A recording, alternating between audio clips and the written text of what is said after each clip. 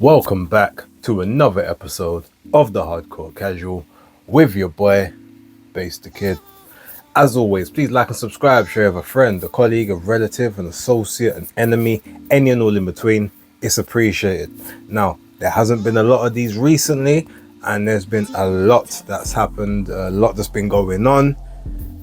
We haven't got time necessarily to talk about everything, but there are a few bits and pieces that I found interesting that I want to talk about, bring some speculation to, bring some theories to, etc, etc. So yeah, let's get into it. You guys leave your comments, let me know what you think. I think this one will be interesting, but without further ado, let's get into it. So I guess this first piece is a little bit of an amalgamation with Dillian Whyte having to withdraw from the Joyce fight due to a very, very nasty finger injury that he sustained, I believe, in the gym. We now know that Filip Hrgovic is going to be taking his place, so it's now going to be Joyce versus Hrgovic. That is an interesting fight. Some people actually believe that it's a better fight than the Dillian Whyte fight would have been. Now, it's a fight with a Hrgovic that we don't necessarily know what his intentions are, but Hrgovic is a very tough, strong, sturdy guy who has a very, very good boxing fundamentals, very good amateur, good punching power, etc, etc. The question is, can he survive the work rate of a Joyce? Now, that being said, we don't know if the Joyce work rate of old is still the same as the Joyce work rate of now. Joyce is a lot heavier in body than he used to be, and if he remains at those heavier weights, it'll be interesting to see. Does that make him slower? Does that mean that he can't avoid punches quicker? We will have to wait and see, but obviously no predictions as of yet, not until the fight happens. But that being said, yes, I do think that it's a very, very good replacement.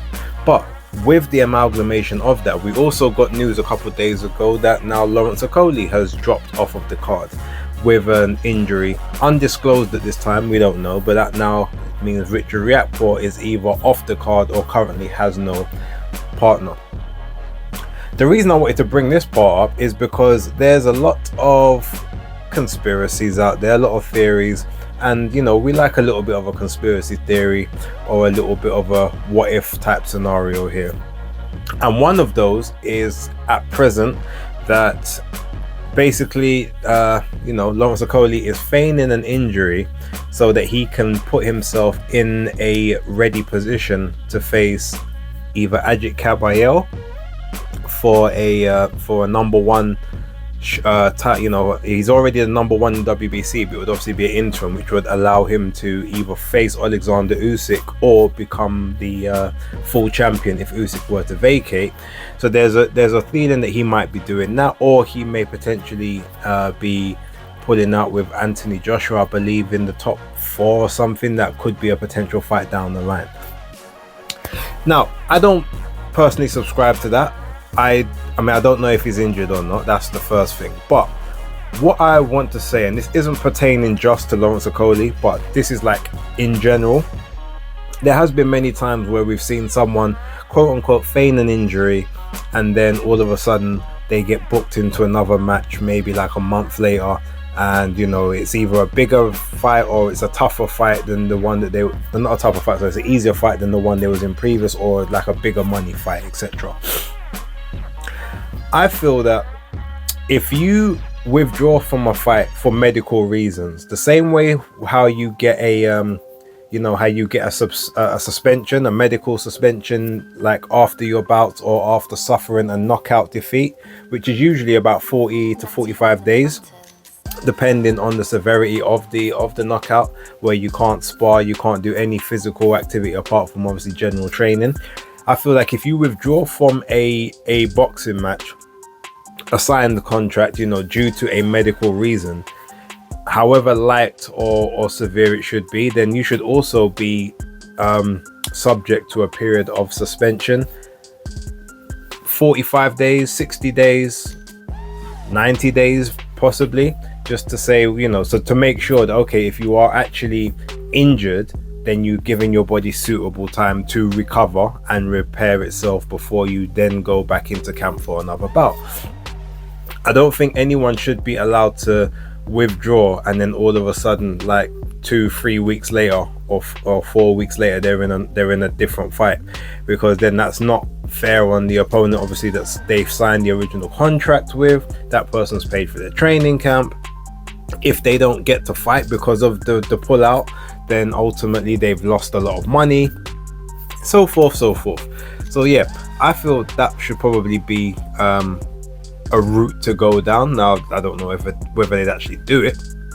And again, as I said, this isn't directly just related to Lawrence Okolie. I'm just putting it out there, as I think it would be a way to make sure that when people are withdrawing from fights due to injury, they are in fact injured, and not just waiting for a bigger payday or an easier fight, or getting cold feet of the fight that they're already in.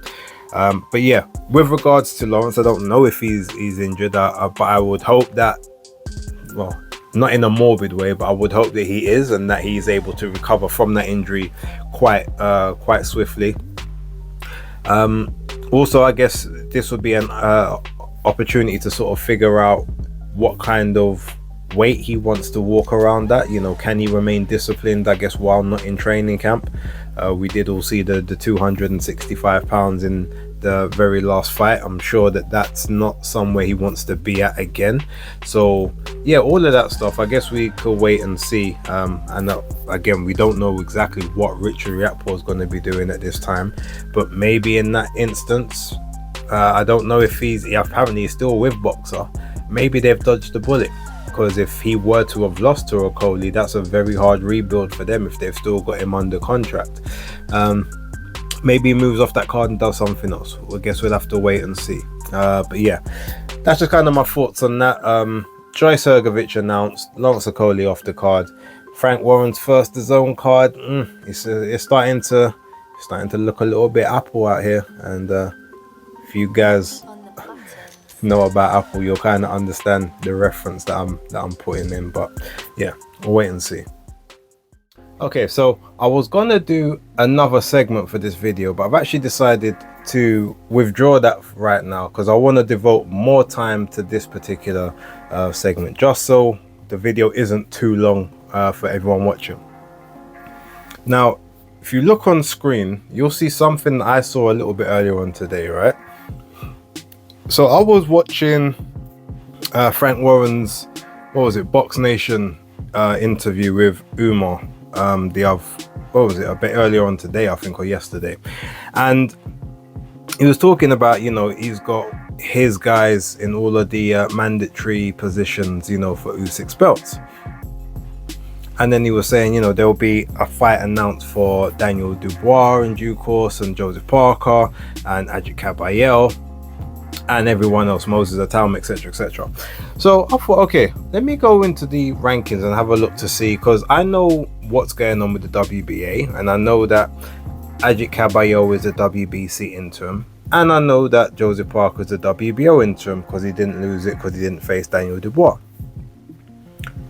So I look in the IBF rankings, and I remember Martin Okolie was supposed to be facing FA Ajagba for that IBF mandatory. Obviously, Okolie got knocked out, so he's now dropped down the rankings. I think he's gone down to number 10, I believe, somewhere between 7 and 10.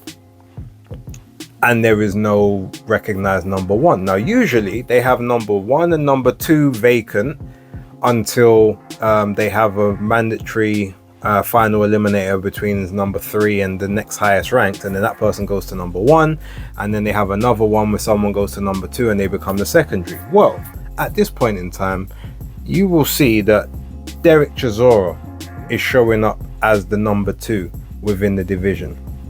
Now, there hasn't been a final eliminator called. There is no mandatory challenger set for the IBF as of yet.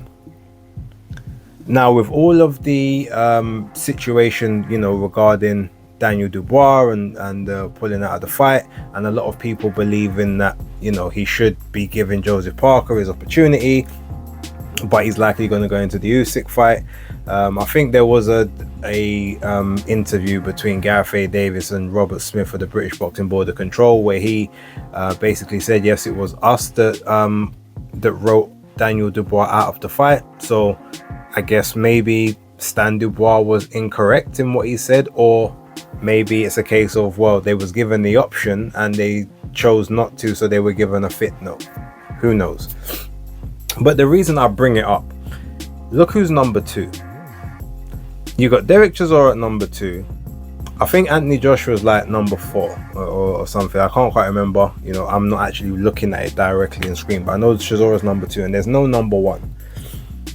After Chisora's fight with Otto Wallin, what was he saying? He wants a big fight. He wants another fight in, I think he was saying London, or back in the UK, so it might even be in Manchester. But then he had Anthony Joshua as an opponent, he had Alexander Usyk, and he had Daniel Dubois. I could be wrong, but usually when I have these hunches, they are pretty solid. One of 2 things I believe is going to happen. If they can't get Joseph Parker to step aside from that WBO mandatory, the WBC have already stated that they will not get in the way of another potential undisputed fight. So therefore, they haven't called their mandatory, and they're not going to call it until after a next undisputed fight. We've seen that how the WBC move. But one of 2 things I believe is going to happen right now. Daniel Dubois is either going to wait for the winner of Joseph Parker versus Alexander Usyk, if a step aside deal can't be made, for Joseph Parker. But I think the more likelihood is, while Joseph Parker's mandatory gets called for Usyk, and Usyk has to take that mandatory, Daniel Dubois is going to fight Derek Chisora. And he's going to fight him in Chisora's final fight, the 50th fight. And they're going to sell it on the 50th fight, him getting his very last crack at a world title, having the chance to retire from the sport of boxing as a world champion. I've got a feeling there's a reason why he's there and why there is no mandatory challenger. Because let's be real, IBF, you get to do a voluntary. You can have a voluntary against anyone in the top 15. Well, while you may decide to have a voluntary with Anthony Joshua, apparently he's injured to the point where he won't even be ready to train for a fight until towards the middle to end of April, which means that you're not going to be fighting until at least July. And I'm sure Daniel Dubois doesn't want to be out of the ring that long, nor would Frank want him to be out of the ring that long, especially when you can have a quote-unquote easy touch, an easy night against someone like Derek Chisora, who, as we saw in that very last fight, has dropped several steps in terms of his speed. Like, his stamina is always impressive, but his punch resistance, you can tell that he is very shaky taking punches at this point in time.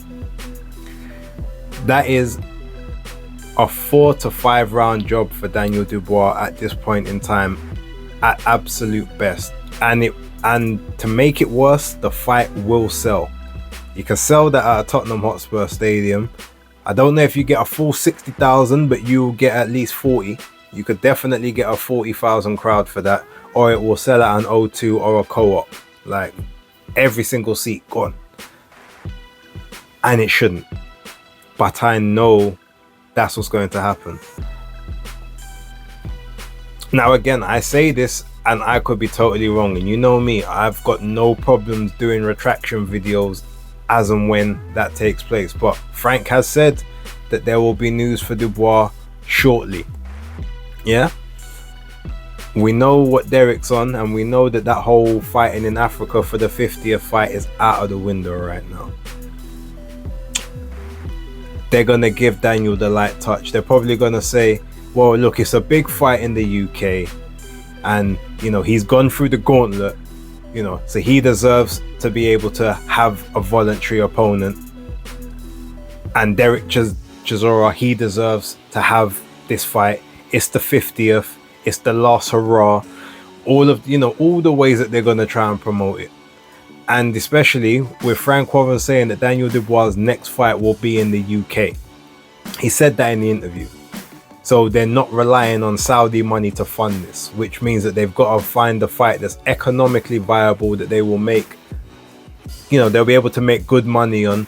They'll have to pay out big purses, but they won't be as big as they would have been had it of, you know, needed to go to Saudi, because then you're looking at least like 7 to 8 million a piece for both people at a minimum.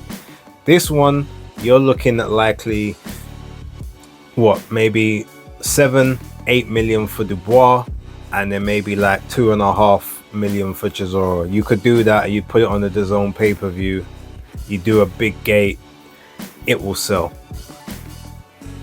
It shouldn't be the way. And obviously the IBF, they haven't got two people together to call for a mandatory opposition yet. So chances are the next one, it could end up being FA Ajagba. Oh wait, no, because Ajagba's fighting Okolie, isn't he? So if FA Ajagba loses, then he's going to drop down the rankings. Okolie might go up to maybe 5th or something. So Anthony Joshua will more than likely now be fighting for the next final eliminator within the IBF.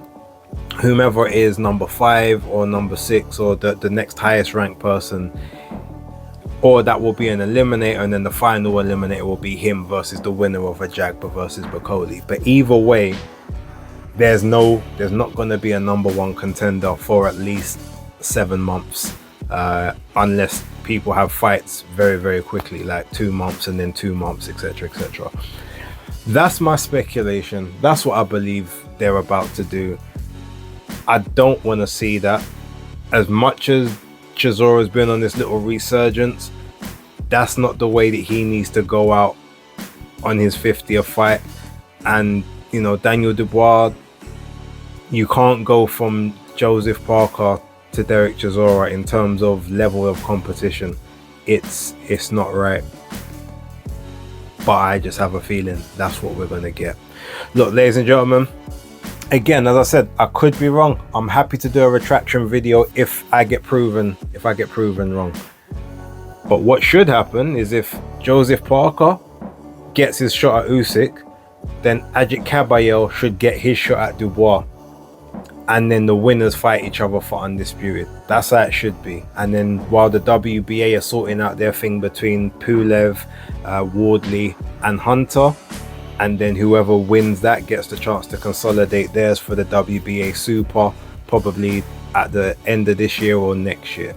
That's how it should be, but we know that's not how it's going to be. So yeah, we're either going to get step aside from Joseph Parker, which I don't think he's going to do, or they're going to know, well, if Parker can beat Usyk, then we've got an in-house undisputed fight. And if Usyk wins, well, you know, we've still got chance at undisputed with Daniel, and we'll give him an easier touch, because Parker's going to be a hard time for Usyk. Usyk's going to take some time to recover, whereas Daniel can have a nice little run out and not have to exert too much. I can see the play, because they've done it before. Queensberry have very good at what they do, but I just know this is going to happen.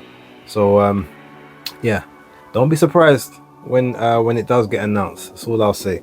But look, let me leave it there. Thank you guys for watching. Leave your comments down below. Don't forget to like, subscribe and share. For right now, it's the Hardcore Casual out.